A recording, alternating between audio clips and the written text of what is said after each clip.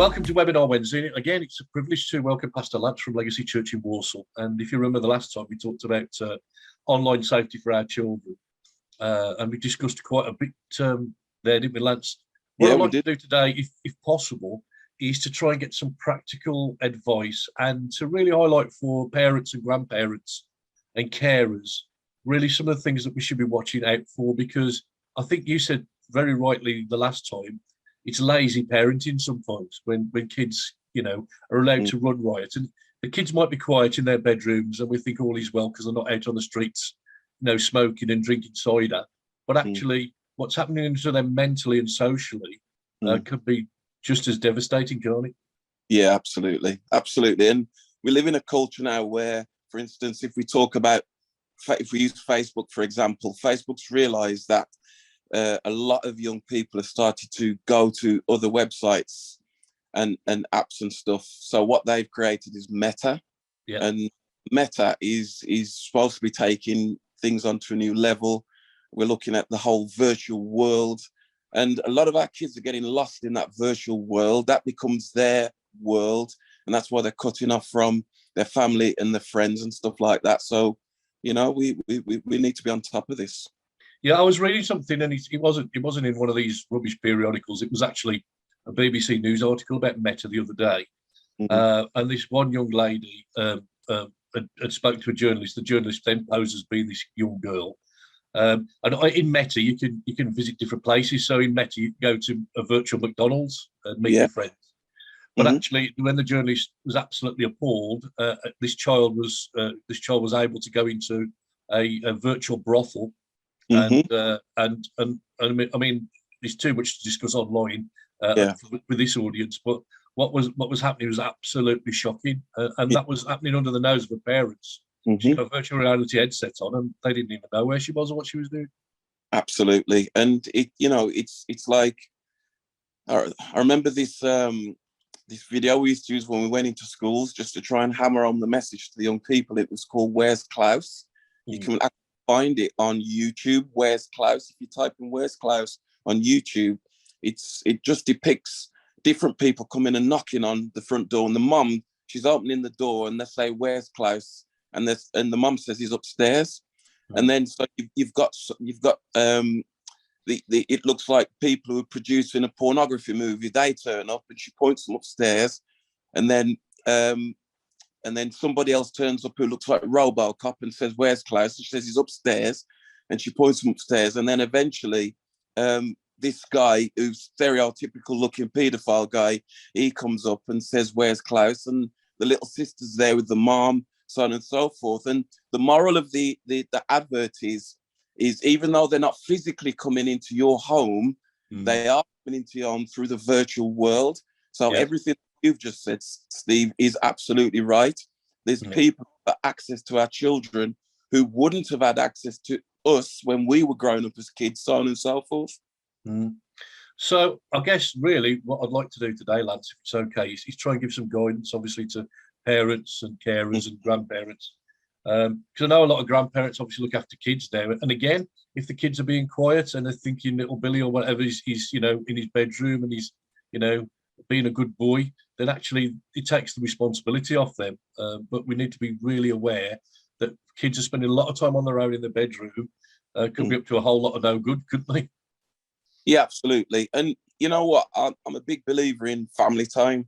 Yeah. And what by that is to turn off your devices. I'm not saying be a killjoy and saying you can't go on your device and stuff, but I know one young man who I was mentoring in a grammar school, he complained because he said, my parents only let me use my PlayStation on a Saturday for a couple of hours, and that's it throughout the week. So he complained about that because he wanted to meet with his friends in the whole virtual world. But they got the rest of everything that he was doing online. It was structured. He wasn't allowed to play on it for hours and hours and hours on end because there's no communication then between parents and children. So, yeah, I mean, my advice to parents and to grandparents is to say to them, you're going to have to put your device away. We're going to actually sit together. We're going to talk. Even kids love board games still, believe it or not. Yeah, they do. Yeah. That interaction with adults and fun together with adults, you know. So it's monitoring as well what they're actually doing. A lot of them probably won't tell you the truth, but you do need to monitor what your young people are watching and who they are talking to. Yeah, and if you're spending time with your kids, you're putting that influence, that godly influence, that good influence into their lives, rather than allowing somebody who you don't know, who you wouldn't welcome into your house, as you just said, to have that kind of hold over them. And for me, that's shocking. I was listening to something on Radio 2 the other day. This lady's just saying about her daughter. She's got no social skills. She's got no friends. Literally everything is online. You know, she's addicted to the gram, as they call it, the Instagram. And again, let's just talk a little bit about that, because it's not pornography. It's not games where you're shooting and killing people, but actually it's shaping people's thinking and morality, isn't it? These Instagrammers. Yeah, absolutely. Again, it's a virtual world. It's not a real world. There was an article that I read recently where a woman put her before and after pictures. So she's got two pictures. She produced two pictures of everything that she did. And she said, this is me without my makeup on. And this is me with all the filters that have been used to make me look something that I'm not. And what that's done is more so in young girls. And I'm talking primary school age as well, not just teenage girls, where there's primary school age girls who are feeling pressured to look in a certain way because of the hours on hours they spend on the Instagrams and all the other apps that they tune into. And what they're seeing is not real. It's filtered, you know, and it's instilling that something into our young girls and our young lads to let them know you don't have to look like that person that you're following, and that person who you're following doesn't really look like that, you know. And so this woman who I mentioned, she had negative and positive comments, but what she was trying to get across is all of it's just fake and people are judging themselves against things that are fake and are not the real world. And she was trying to say to these young girls, you know, don't worry about trying to look like somebody that you're not. Yeah, definitely. And again, it's just a tactic of the enemy, really, when you think about it, because it's stripping away self-worth from people. You know, we know that the Bible says that we're fearfully and wonderfully made. There's something unique and beautiful and different about all of us. And we don't have to look like the girl on Instagram or the boy with a six-pack. And again, it drags away purpose as well. Almost, we are vicariously living our lives through other people instead of living our lives for ourselves. We kind of see what Mr. and Mrs. So-and-so are doing, or which cleaning product, you know, Mrs. Hinch is selling this week, or, you know, and it doesn't just affect the kids. I mean, that goes right. I mean, our youth pastor said to me a long time ago, he said, what the kids get hold of tends to go upwards. And I think that's true now. Is a lot of adults who are probably watching this now, you need to wake up and smell the coffee, because, you know, what people put on Facebook and Instagram is not real, you know. If you read Instagram, Lance, you'd be worried about your marriage, because everybody seems to have a perfect marriage. They're all besties. Their husbands are wonderful, and it's just such a load of lies. Because, you know, you talk to these people, and you know they're just the same as me and you. You know, we have to work at our marriages. We love our wives, but it's not everything they portray. And unfortunately, it's a place where people paint pictures that are not true.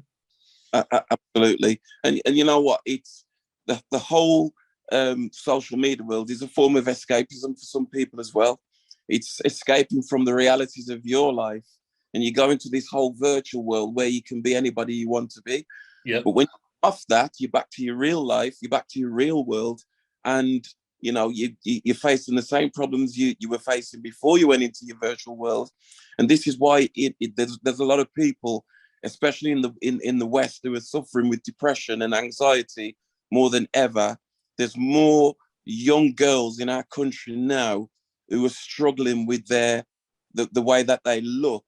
You know, there's young girls who are scared to eat food in case they get fat and things like that, because they're comparing themselves to these stick-thin models, and these models don't really look like that anyway. So, you know, what makes are we sending out to this generation coming through is quite frightening, really. Well, you just look at what big business have discovered. Big business have stopped spending lots and lots of money on TV advertising and other things that used to catch our attention, because we all record our programs now and spin on the adverts. So that's having a less and less effect. But you talk to any marketing director of any large company, all they will ever talk about is influencers, influencers, influencers. Just think about what they're saying there is these people on Instagram, Facebook, wherever they might be, peddling their wares, are there to influence you. And, and that is frightening. The influence to our children and into our own lives should come from family, friends, and godly people around us, not from the internet. Yeah, I totally agree. It's interesting you mentioned about influencing, because I spoke about this a few weeks ago, and I was basically saying, who is culture influencing the church, or is the church having an influence on culture? And it's this tug of war that happens with our children, because I gave that, I think it was so many thousand hours are spent by children through their education lifetime compared to how much they spend in church with church activities. The comparison was like huge comparison. So you saying about us spending time and investing, and I see it as investing in our children is massively important. And I was speaking to our youth pastor earlier, and I was saying, when our kids get to that age, if they do decide to go to uni, what we would hope that our kids are that grounded in their faith, that whatever is thrown at them, whatever new things that are thrown at them, whatever doubts that they start to form in their own minds, that they still say, well, you know what? I still believe this. I believe this because I'm grounded in this. My faith is grounded in the fundamentals of the Christian faith. And that is what the church is up against. Yeah. Yeah, I mean, just moving on then a little bit from influencers and Instagram and all that sort of stuff. Talk to me a little bit about Snapchat and TikTok, because that's really what grabbed hold of this generation, hasn't it? Yeah, I mean, and YouTube Shorts as well. Throw that in there as well. Yeah. What all that's about is that it is a fact. It's talking about the concentration span, because what they're saying is the younger you are, the less you will concentrate on a video that lasts longer than a certain period of time. So these shorts are very popular now, where people do 1-2 minute videos, and in an average session, young people will flick through hundreds of videos that last 30 seconds to a minute, that move from one to the next, one to the next, one to the next. But again, it's going back to influence as well. And the fact that some of these videos that people are posting are a bit close to the mark. Yeah. And children have access to all this content as well. Yeah. So you can only police what they have, same with TikTok and all the other ones, to a certain level. But we all know there's something called fans only, where there's people who will get people to sign up, and there'll be pornographic content shared through money, so forth. And TikTok is popular to use as a tease to get young people to engage even deeper. Yeah, it's almost like a taster, isn't it? This is what you can see if you subscribe. Absolutely. It's like the old you get the 10 minutes free at 12 o'clock on TV. The porn channels on TV, you get the first couple of minutes free or 5 minutes free, and then you have to get your credit card out and sign up. And I think that's what's concerning me, really, is because I suppose when you wind it back, I mean, we're two old blokes, don't we, really? But when you wind it back, cable TV come out first and stuff. Well, if your kids have been watching anything like that at all, it would have been obvious, because it's right in the middle of your lounge, and you would have sussed it out. But right now, the devices are so small, they could be anywhere watching anything at any time, and that's where it comes down to parenting again, isn't it? Obviously, and just making sure we know where our kids are up to.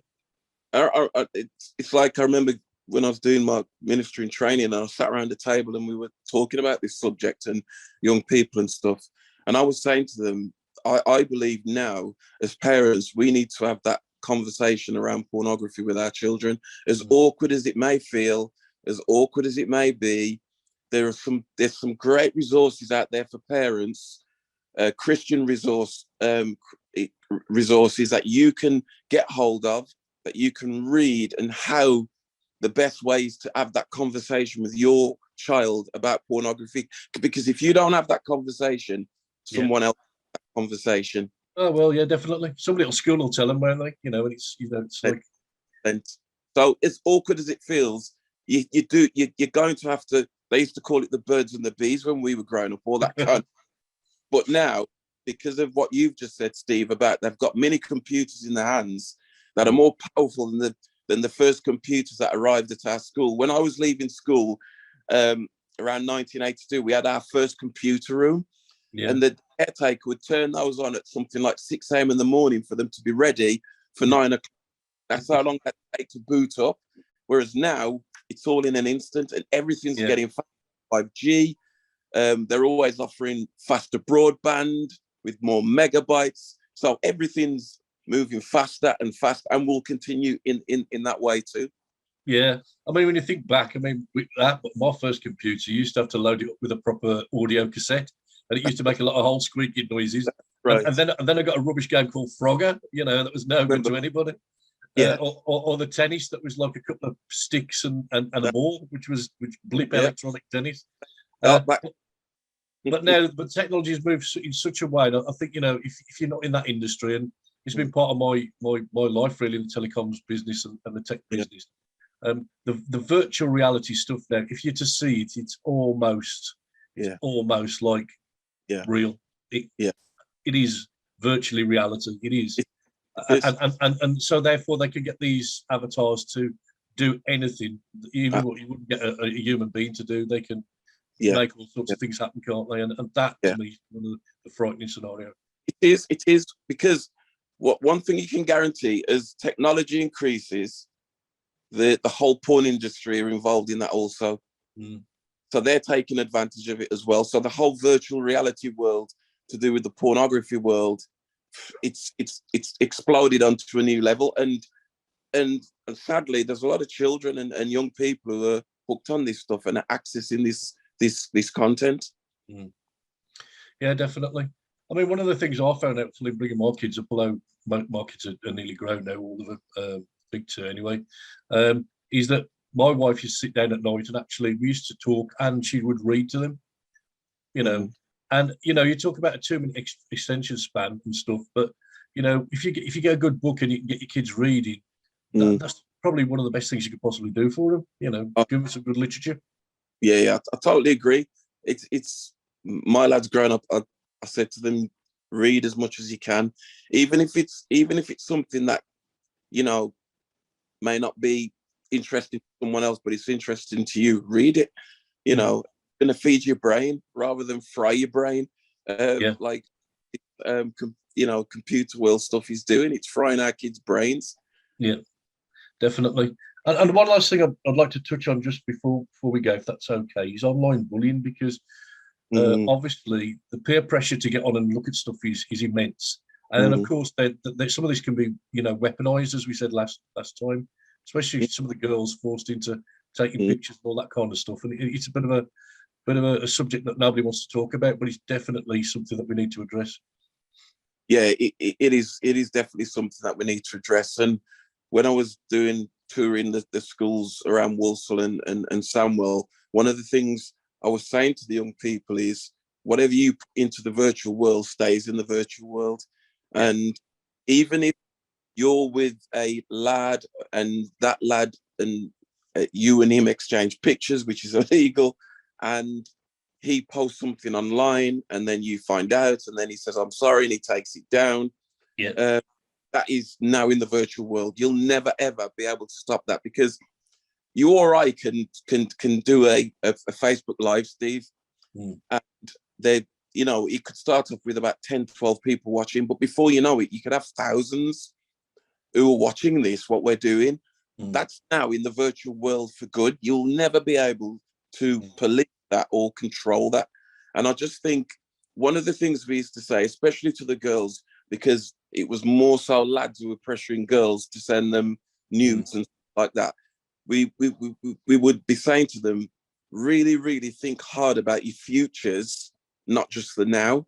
Yeah. Because there's many a picture that resurfaces. If you become famous, some of that will, you become famous, there's always seems to be somebody who goes and does a bit of digging and just unearths a picture that you took when you're in your teen years, and now it brings shame on yourself and stuff, you know. So, and future careers as well, you know, that you might go into, you know, could be affected because of what you did in your youth years. So it's really important that we encourage our kids to keep themselves safe online. And you've mentioned as well about the online bullying, where we've had some girls who've said that I'd sent a picture to so-and-so and he said, if you don't send me more, I'm going to plaster these all over the internet. Well, that whoever does that will get a visit from the police.